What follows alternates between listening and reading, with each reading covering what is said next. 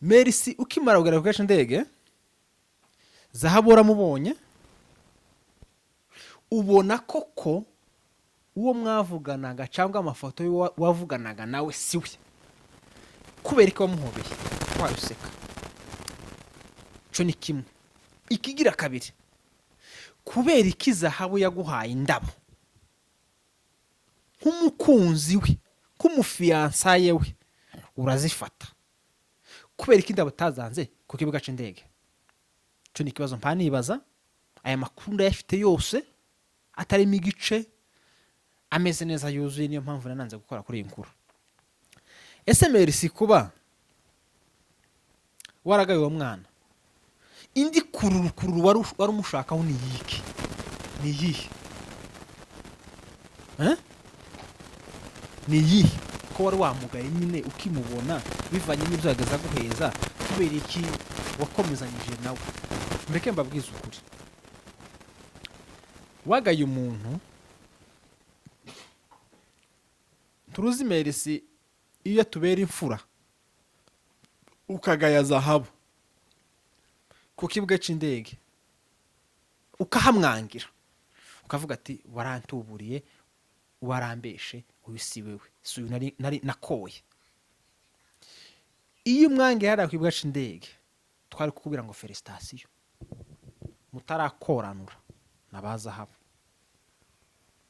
Impamvu mvuga abantu mu mazina, bagiye kuri social media, twabonye ukuntu babakiriye kuri Entebbe, twabonye ibyishimo byabo, ntabwo ari ibanga. Ni abantu basakaye nyine, ufite ubukwe n'ibyishimo mu mishuti n'imiryango, ni ikintu kivugwa, utumira abo muziranye, abo mwiganye, abo mwabanye, mbese umuntu wese uzi uramutumira. Mfite amakuru ko batarakoranura mwebwe nabo.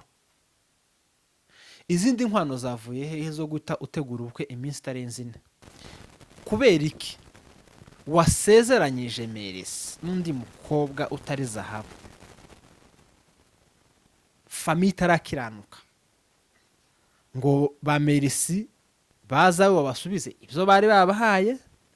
Ba Merisi bavuge ngo okay, hano muri Kenya twebwe hari ukuntu umuyobozi w'ikanisa cyangwa se ugiye gushingira azahamagara se w'umwana impande zombi, agamagara se w'umuhungu na se w'umukobwa, akabaza ngo se impande zombi mwarakiranuka? Ari bamukoye kandi ntibarakoranura, wemera kubasezeranya. Amakuru ari nuko wari wanze kubasezeranya bakakwishura. Ibintu bidakwiye umukozi w'Imana. Ndagusuhuje, nkwifurije igitondo ciza, webuke ndetse nabugorobye, nkwifurije umugoroba mwiza bivanye naho uherereye, ngo amahoro y'Imana akomeze abana nawe muri gahunda zawe zose urimo. Turamukije abanyamurenge bose ku isi ukuye mu Tugara, turamukije abanyamasisi bose ku isi, ndetse n'abanyarwanda bose ku isi tubaramukije cyane. Tunashimiye ko subscribe kuri Ineza Live TV. Uri umuntu w'ingenzi kandi uri umuntu w'agaciro, wahisemo neza cyane, n'umuryango mwiza. Ya ndirimbo nta mana nta buzima, turi kubera mwebwe kandi ibyo dukora nimwe dukorera. Iyi ni channel yanyu, mukomeze mwishihire kandi mukomeze muyikunde. Reka tubabwire ngo weekend nziza, iyinga ryiza. Abemera Yesu nk'umwami n'umukiza, hari n'abatemera iyinga basenga na gatanu, ari abo badive, hari n'abaja gusara na gatanu, abadive sorry ni posh nari nyirashe. Turabaramukije cyane kandi mwese. N'umwami Yesu musenga, habe n'usenga nyabingi, imbere yiwe n'umwami, niko bavuga. Buri muntu wese n'umwami wiwe, uwukorera niwe uzoguhemba. Nimba usenga Imana Data twese uri mu ijuru, izaguhemba. Nimba usenga Muhammad, azaguhemba. Nimba usenga Rusoferi, nawe azaguhemba. Abami dukorera barahemba, uwanje azampemba, uwawe azaguhemba. Ariko iciza nuko uhitamo umwami mwiza, umwami hemba ubugingo bw'iteka ari Yesu Kristo. Noneho hari n'abavugaga natwe ngo twarayobye, natwe tugaca imanza, buri wese agumana amahame yiwe n'imyizerere yiwe. Iyinga ryiza niko nababwira. Amakuru y'iki cyumweru yabaye menshi cyane, hagiye habamo amenshi y'ibinyoma yo kubesha, hagenda habamo amenshi y'ukuri, nubwo kuri gusharira kuri benshi, kandi nubwo abantu benshi ukuri kuza kubarya. Ese ukuri kuza kubarya mu matwi, kuza kubarya hehe? Ko abantu bazavuga ukuri mukama muhagurukira hejuru. ariko ukuri kuza guca mu ziko ntigusha, kandi ukuri nico kintu kiza kigenda kizamuka sikariye, ikinyoma kigapanda esanseri. Uyu munsi rero sintinda, reka maze ndamutse abantu bari ruguru mu Minembwe turabaramukije cyane, AFC mu 23 turabaramukije cyane, twiri Rwanda turabaramukije cyane. Nukuri muri abantu b'agaciro mu gihugu canyu, muri abantu b'agaciro ku bwoko bwanyu, kandi muri abantu baharanira iciza. Sigaye nandika amakuru ngiye kuvuga kugira ngo tiyagira aho nkotora, tihagire aho ndasa imbogo. Uyu munsi twiriye mu makwe, twahuye n'abantu batandukanye, abakunda ibyo dukora, ababyangagamo ntibotubwira, kandi n'ababitubwira bose siko kuri aba babinezerewe, haba harimo n'indyarya. Niko isi yubakitse, wa wundi ukubwira ngo ndagukunda cyane, ariko umutima hari andi majambo aba arimo. Ariko ico nyifuriza Imana ikigukubiye inshuro 7, nimba ari ciza uri umunyamahirwe, nimba ari kibi uri umunyabibazo. Ariko urukundo rusubire rugaruke, rusubire rube mu bantu, imitima myiza igaruke. Harimo bamwe bafite mibi, abandi bafite myiza, kandi simvuze ko n'urukundo rwashize. Dusubire muri wa muco w'urukundo rwa kera, uryo utavangiye. Uzi umuntu ukubwira ngo ndagukunda ku mutima akavuga ngo ugukore ku rwango nkwanga, ariko umuntu wari umupagani bacu. Twabanye abantu benshi bavuye i Kigali baratubwira turabakunda kandi dukunda ibyo mukora, rero mukomeze mutere imbere. Yego, Imana ibaho umugisha. Iyo umuntu yatuza akanwa kiwe akakubwira amagambo nkayo, ni ukuri nta mutima muba bafite. Uyu munsi rero reka mpine kino gitabo, nico nakiguriye nta kindi, ni ugushiramwo amakuru. Uyu munsi rero ndababwira ku nkuru imaze, ndakikishwa ko imaze nk'amahinga nk'abiri, je narayibonye sinayikoraho inkuru, kubera ko nta makuru afatika nari mfite, nta n'amakuru yizewe nari mfite, narayihoreye. Tugera twumva ibintu bitandukanye hirya no hino, ariko ndavuga nti reka mbanze ntegere menye aya makuru. Ndagira ngo kwanza mbanze mbakine kano ka video, hanyuma mbabwira impamvu ngiye kubabwira aya makuru.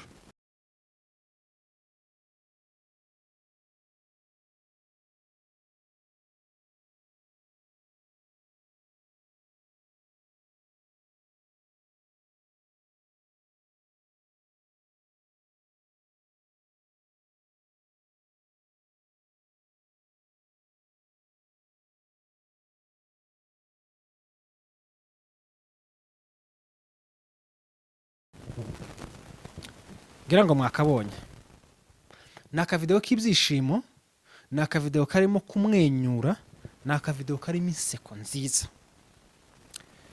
Inkuru yanje y'uyu munsi iragaruka ku mugabo uvuye muri Amerika, yari umusore ariko ubu nyine yarayambikanye impeta n'uwo bakundanye witwa Merci. Merci inkuru yiwe yagiye isakara ahantu henshi, bamwe bakavuga ibyo bashaka, abandi bakavuga ibyo babwiwe.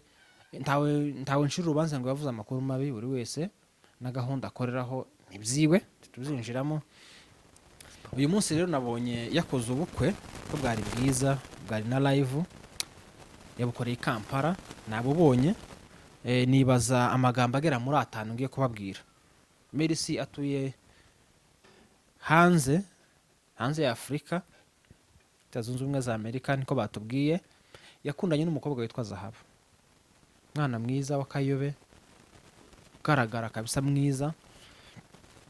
Mwagiye mubona inkuru z'iyi couple, mugenda mwumva bitandukanye, ariko twebwe nta makuru twakuye indani cyane, hahandi haza hagera abami cyangwa se haza hagera aba protocol babandi. Murabizi ko abayobozi bakomeye bafite za protocol zabo, twebwe twayakuye indani ahantu hizewe ibyo tugiye kuvuga. Uyu Merci yakundanye na Zahabu igihe kitari gitoya, baragenda urukundo rwabo ruba rwiza. Nimba wabonye iyi video nagushiriyemo ukuntu Zahabu yakiriye Merci, yari afite ibyishimo, ni ukuri kw'Imana nta hantu nigeze mbona muri iyi video Merci haya kenyamenya cyangwa Merci byibuza haya. Murabona umuntu wishimye, inseko, kanyamuneza n'ukuntu abareba, ubona ko yishimiye ibyo abona, yagaye ibyo abona, yishimiye ibyo abandi barimo, cyangwa se yagaye ibyo abandi barimo. uwo muntu mama mumubona. Iyi video mwabonye uyu mugabo ubu nyine yabaye umugabo baraye bamwambitse urupeta. Ariko ndagira ngo muvugeho akantu gatoya, amakuru yizewe mfite, ndagira ngo muvugeho gutya. Muri tayari tugende.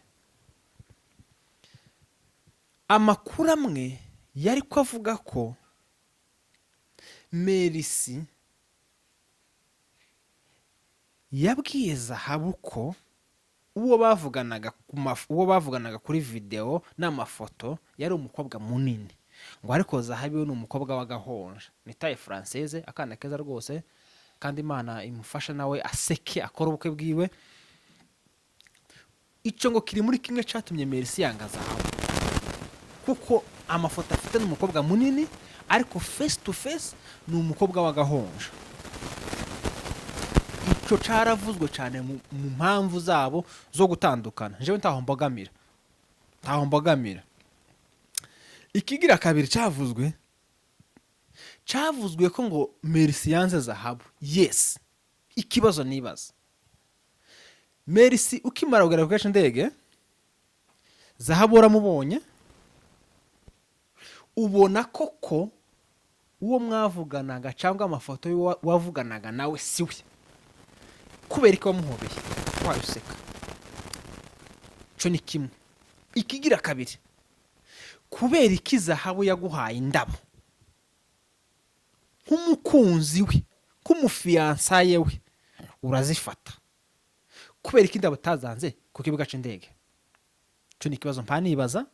Aya makuru ndayafite yose, atarimo igice, ameze neza yuzuye, niyo mpamvu nananze gukora kuri iyi nkuru. Ico ni ikindi kibazo nibaza. Mercy nimba koko wari wagaye Zahabu physically umubonye, wakabaye umuhobeye ukavuga ngo warambeshe, uwo twavuganaga si wewe, ibyanje nawe over birangire. Kubera iki n'imbaraga n'umwana w'umukobwa mwatahanye no mu modoka imwe, bindi by'abafiyansaye, wenda mwari mugiye kurya, wari kumwe na famille, mwari mugiye kurya, mwari mugiye guserebura, kubera iki mwatahanye nawe kandi wamugaye? Cyo ni ikindi kibazo nibajije. Impamvu mbivuza nuko nabonye yakoze ubukwe, tibyari ngombwa ko mbivuga iyo atabukora, ariko mbivuga uyu mwana Zahabu njewe simuzi. Hari ukuntu abantu baza bakavye inkuru bakavuga ngo Ineza buriya ngo impamvu ngori kudefanda ngo Zahabu ngo nuko ngo ari mwene wabo, ngo baraziranye, ngo bafitemo ngo Mana nsenga natinya, Zahabu simuzi, sindavugana nawe, nta nimero yiwe ngira, ariko nzayishaka nzamwihamagara tuvugane. Ese Mercy kuba waragaye uwo mwana, indi kururu wari umushakaho ni yiki? Ni yihe? Ni yihe ko wari wamugaye nyine ukimubona bivanye n'ibyo yagaza guheza? Kubera iki wakomezanyije nawe? Mbeke mbabwiza ukuri, wagaye umuntu turuzi Mercy iyo tubera imfura, ukagaya Zahabu ku kibuga cy'indege, ukahamwangira, ukavuga ati warantuburiye, warambeshe, uyu si wewe, si uyu nari nakoye. Iyo umwange yari ku kibuga cy'indege, twari kukubwira ngo felicitation, kubera ko nimba warabeshwe ntabwo bibaye birebire. Wamaze kumwangura muhobera n'ibyishimo ka video naberetsemo hamuseka, wahuye n'umukunzi wawe, umare mujana mu modoka, ufata indabo n'amakuru twakwindani niki ukindi wari umushakaho. Icyo ngicyo nasho tukivuyeho. Mercy ko wakoze ubukwe uyu munsi, nawe sinkuzi ko wakoze ubukwe uyu munsi, mfite amakuru ko mutarakoranura na Zahabu. Impamvu mvuga abantu mu mazina, bagiye kuri social media, twabonye ukuntu babakiriye kuri Entebbe, twabonye ibyishimo byabo, ntabwo ari ibanga, n'abantu basakaye nyine, ufite ubukwe n'ibyishimo mu mishuti n'imiryango, n'ikintu kivugwa, utumira abo muziranye, abo mwiganye, abo mwabanye, mbese umuntu wese uzi uramutumira. Mfite amakuru ko batarakoranura mwebwe nabo. Izindi nkwano zavuye hehe zo guta utegura ubukwe iminsi itarenze 4? Reka twemere uvuye hanze ufite amafaranga wowe yabona. Pasiteri wasezeranyije Mercy yabukoranye hamwe na mushiki ubukwe uyu munsi Kampala. Pasiteri wasezeranyije Mercy, kubera iki wasezeranyije Mercy n'undi mukobwa utari Zahabu? Famiye itarakiranuka ngo ba Mercy baza babasubize ibyo bari babahaye. Ba Mercy bavuge ngo okay, hano muri Kenya twebwe hari ukuntu umuyobozi w'ikanisa cyangwa se ugiye gushingira azahamagara se w'umwana impande zombi, agamagara se w'umuhungu na se w'umukobwa, akabaza ngo se impande zombi mwarakiranukanye, nta kibazo mufitanye? Mukavuga ngo nyantaro. Pasiteri, tuvuge ko aya makuru utayazi kugira ngo usezeranye Mercy afitanye ikibazo na Zahabu? Kuko ni ikibazo, reka dushite ikibazo kuko bari bamukoye kandi ntibarakoranura, wemera kubasezeranya. Amakuru ari nuko wari wanze kubasezeranya bakakwishura. Ibintu bidakwiye umukozi w'Imana habe na gato. Inza nkunda kubona abantu bavuga ngo ntukaza witeranya n'abakozi b'Imana, ikiriho kigomba kuvugwa. Barakwishuye ngo usezeranye Mercy na Zahabu. Kubera iki yondo wayifunze? Iyo babwira ngo genda mubanze mukiranukane, nta faranga dukeneye, tuzaza tubasezeranye kuko niwo muhamagaro tugira. Kubera iki? Ikibazo ucibaza nanje nacibajije.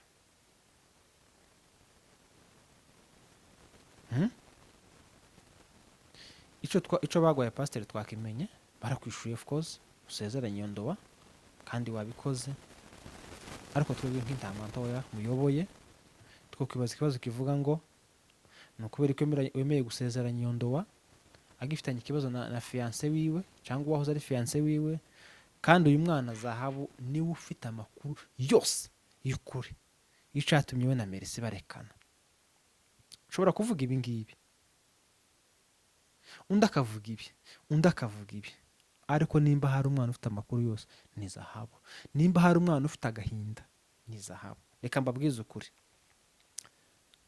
twese tugira tuvuka, tugira imiryango tuvukamo naho dukomoka. Gutegura ubukwe ku munota wa nyuma bugapfa si ikibazo. Haba harimo either kutumvikana cyangwa se ico nyir'ubukwe igihe harusi na bwana harusi harimo ico bapfuye, imiryango iza yicara ikagikemura cananirana bakavuga ngo mubureke. N'amakwa azapfa igihe bwageze bakavuga ngo runaka ararwaye, si igitangaza twagiye tuyabona. Warwaye za nyuguti 4, uwo nguwo nta kibazo rwose, ntagomba gushingiranwa n'undi muzima. Kico kirumvikana pe. Ariko kuvuga ngo umwana muto nk'uyu nguyu, reka mbabwire ikizahita gikurikira.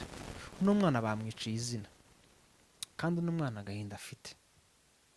agahinda afite nuko Mercy yamubonye bakamarana ya minsi irenga ingahe baba bategura ubukwe bwabo. Okay, nje nshobora kwibaza, ese Mercy yashatse kubabaza Zahabu uko bivugwa ngo nawe yamubesha amafoto, yashatse kwihimura? Nico nibaza. Ese wagize ngo umupyure, wagize ngo muwabaze kubera ko wenda, reka mbabwize amafoto arabesha.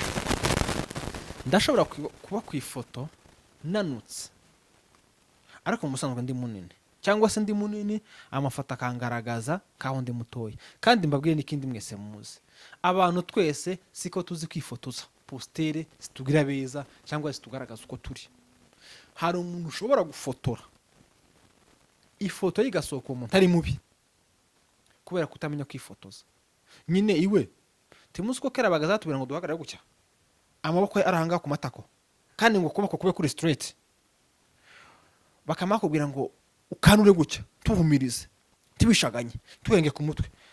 Isaka amaze agafata umutwe wawe gutya ugahagarara neza, hanyuma nawe ukamuhagarara k'igiti ukamubonamo gutya. Iyi foto bayiguha ukabona ni nziza, ariko twese ntabwo tuzi kwifotoza. Ushobora kuba uri kumbona gutya ifoto yanjye ukayikunda, ariko wambona ukavuga ngo sha amafoto akubwira meza ariko ntabwo uri mwiza. Ibyo bibaho, hari abantu batazi kwifotoza. Uyu mwana w'umuhungu rero ni umusore yaraye abaye umugabo. Iyo wangira uno mukobwa ku kibuga c'indege, twari kuguteraho komantere, twayiteyeho kubera ko wafashe indabo ziwe, kubera ko wamwakiranye ibyishimo, urangije umushira mu modoka murataha. Simvuze ngo mwagiye mu rugo, mwagiye wenda kwiyakira. Ibyo bintu byose iyo umara kumukubitaho cy'amaso ukamumwanga, ntibari kubigeraho cyangwa se kubikora. Ico ni ikindi. Tugasura tukibaza ngo ese Merci yari afite plan A na plan B? Nigeze kumva umuntu umwe avuga ngo yaraterese ngo afite ngo plan A na plan B, ngo yuko ngo Aline namwanga Yvette aramwemera. Abahungu ibyo zose twese twabiciyemo, n'abakobwa namwe mwabiciyemo. Abakobwa ushobora guteretwa n'abahungu 5 ariko ukemera ufite gahunda, kandi bose ubakunda kimwe, ubabwira amajambo amwe. Uje rero afite gahunda arasa kuri point, ubu ni bugutwara. Abandi twama dusigara ngo yaratendekaga. Ntabwo yatendekaga, yarashaka ufite gahunda, aramubona. Mere wabeshaga Zahabu kumukunda ufite niki wagaye kuri Zahabu iminsi itarenze 1 ukamukora ubukwe n'undi mukobwa? Niki umukobwa we tumutindaho washatse yakwemeye kubera ko money talks, amafaranga azavuga, amafaranga azahinga imisozi zikaba indego. Wenda nicyo gukurikiyeho, kandi amafaranga ni meza kuba yagira n'abayifuza mu zukunta azagira. Nimba hari ikintu nagaye, narakugaya narakugaye cyane. Uwo ni jewe, ariko n'abandi ntibakugaye. Uwo ni jewe ku giti canje narakugaye. Uyu mwana ntari kumwiciriye iminsi, ntibari kumwangiza gutya ngo wama. Biriya bintu wakoze ntabwo ari ubufura wa. Je rero kugushimira umwanda yakugashimira, ariko nagaye ino minsi yose mwamara nyawe mureba kamumwanga ko kanya ukampanga ubukwe n'iposho. Ahubwo bivuge ko wari ufite nimero 2, wari ufite A na B. A akaba abaye Zahabu, B akaba abaye uwo nguwo. N'umwana afite igisebe, kandi twebwe uko duteye turuzi ko uyu mwana bamugiza gutya, haraje hamahaza izindi nkuru nka 30 zo kubisha, zo kumwangiza gusa abantu.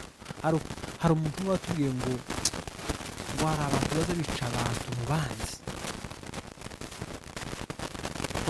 Twama tumwanga, icyo baza banamuvugaho bavuge ngo nikirara twemere, bavuge ngo ntashobose twemere, nikimenye. Merci yaramwanze, dore yashatse undi. Zahabu sinkuzi, umwana mutoya, nabonye kuri umwana mutoya, no kubwira ngo yihangane. Kuguru kose ibintu yaho sinkuzi, ariko wihangane uzabona uwawe. Ukomereza ntabwo ari we wavuye mu rubavu rwiwe. Kuguru kose kugira nimero yako. Komereza ntiyari uwawe nyine, niko imipango nyine bimeze. Kumana ibyo bintu ntibari bisha, ariko we kumwana w'umuntu nibisha. Je ko ndabona agahindo n'umwana afite kandi ntamuzi, umva ukuntu ashobora kuba aremera mu mutima, n'ukuntu ashobora kuba babaye. Kandi nk'umunsi n'umwana yoza akavuga ico bapfuye, mwumutera amabuye, mwemutera, ariko nakubwira ngo komera. Uwa 6 wawe urahari, tuzishima nawe wambaye iriya kanzu y'umweru, tuzumve ngo wihebye. Nabonye ko uri umwana mutoya, tuwamucika intege wamuvuga ngo karabaye. N'umuntu agapfusha abana 12 agasigara n'umwe kandi akagumana ibyishimo. N'umuntu akabura umuryango agasigara wenyine kandi akagira ibyishimo. Wishima ubuzima ni butoya, kandi umuntu wawe arahari. Uwa 6 wawe urahari, uzambara rya kanzu, ababyeyi bishime. Gusa ntuzabababaze ngo wamumva ko birangiye wiyange. Oya, ico nico cotuma abakwanga bishima. Nimba hari ikintu kiza gituma umuntu akwanga yishima gutsinda, ico kiza kimushimisha. Ariko umwanzi wawe kwishima kwawe, ibyishimo byawe, uzi ko nza nseka abantu bamwe mu nda hakabarya, habe nawe uzoza useka abantu bamwe bama imitwe yamibarya. Iyo umuntu ukwanga abonye uhorana agahinda, aza kubwira ngo ihangane mama birashika, kandi ahayishima uko iyo kose. Ubwo cara umwana mutoya, cara umwana mutoya, tiwihebe niva, tiwihebe. Abaswari bazavuga ngo matunda yiko mbere, ibyiza biri imbere. Nuko ako naka message nari kugeneye rero Zahabu, tuzeranyije nawe, ariko nzagerageza uburyo ki bwose tuzamenyana.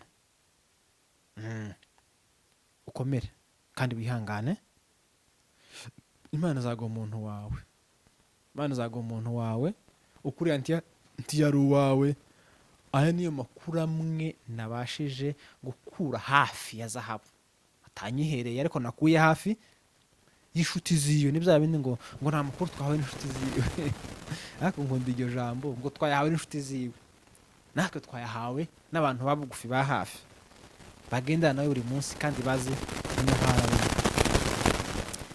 Rero ico mwapfuye niwo kizi c'ukuri. Twebwe two kritika tugatera za commentaire z'ibinyoma cyangwa zuko tubyumva, ariko wowe ico mwapfuye niwo kizi gusa. Endo komeza umurongo w'umukobwa mwiza, tiwiyandarike, tiwiyandavuze ngo baranyanze reka. Komeza umurongo urimo wawe, ibyakubayeho ntibiguca intege, kandi siwe wa mbere, siwe wa mbere. Rero nokubwira ngo wihangane, niko nokubwira. Hanyuma abahungu mureke guhemukira abakobwa. Ushobora kuvuga n'umukobwa kuri telefone ukumva afite ijwi ryiza, ukabona amafoto yiwe afite makeup nziza, afite face nziza, afite look nziza, ukamukunda, ariko mwahura ntumukunde. Bimubwire n'ukuri, aho kugira ngo umubeshe, bimubwire uvuga ati yewe bo uko nakubonaga siko ngusanze, reka tube tubihagaritse tubipanga ikindi gihe. Kuryo wamubye abayumvishije. Umukobwa ngiye haguba kandi atavuga ngo ntibishoboka, azakubwira ngo ndashare muto ko ndiga, reka mpi imyaka ingahe kuko unaniza kugira ngo nawe wamugenda. Biba byiza iyo wagaye umuntu kamubwira ati ndi kubona tutobana twishimanye, kubera ko amafoto uzumpeza imbabona usa neza uri mwiza, ariko siko mbibonye. Ico si igitangaza. Igitangaza nuko mubesha mugategura ubukwe, mugakora ibyo mukora ku munota wa nyuma ukamuzimya telefone ngo simboneka ngo ntibikibaye. Ubwo nibwo buhemu bubaho bukomeye. Abantu bahemutse mugende mwigaye, guhemukira umuntu wabesha kukunda ni ubuhemu kandi n'icaha kibi cyane. Kuri umucamanza mukuru ni umutima. Umutima arakomeye gucira urubanza, niwe mucamanza wenyine ubaho naho abantu. Abacamanza hari abafeke, abatubuzi, abishuye, abagize gute. Ariko biba byiza kubwiza umuntu ukuri, akababara rimwe tababara ibyiteka. Abantu bari Kampala nuko pasiteri bavambara wabasezeranyije ko batubwiye, ariko uyu mwana w'umukobwa bamwibwiriye mu mube hafi, kubera ko ico ni igisebe kiba gikomeye cyane gishobora gutuma umuntu ajya depression idakira. Kandi ntagikuba cacitse Zahabu, ntagikuba cacitse taco pe. Reka babwire ngo turabakunda cyane, mukomeza mugira ibihe byiza. Amahoro mu mutima, amafaranga mu kofi. Ibiganiro cyo nakagaruka. Ciao ciao, bye bye.